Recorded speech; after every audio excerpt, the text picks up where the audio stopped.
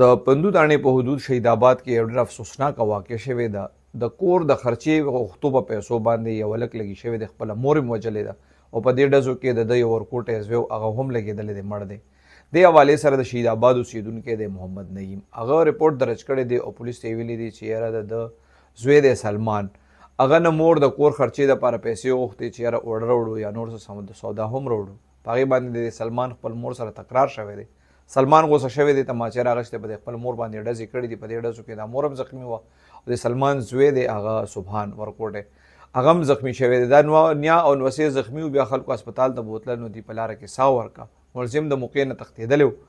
د مدعي څنګه چې ما تاسو ته وویل نو هغه وایي چې یاره د ښځې د خپل زوی نه د کور خرچې دپاره پیسې غوښتې وې. پولیس د ملزم خلاف اف ای آر درج کړی او بیګا بیا یو ځای کې چاپه وهلې ده. پولیس وایي ای دا ملزم سلمان چې کوم دی دا گرفتار کړی دی. پولیس وایي په ابتدایي بیان کې د ویل د خپل جرم اعتراف کړی دی او مزید تفتیش دغه نه شروع دی.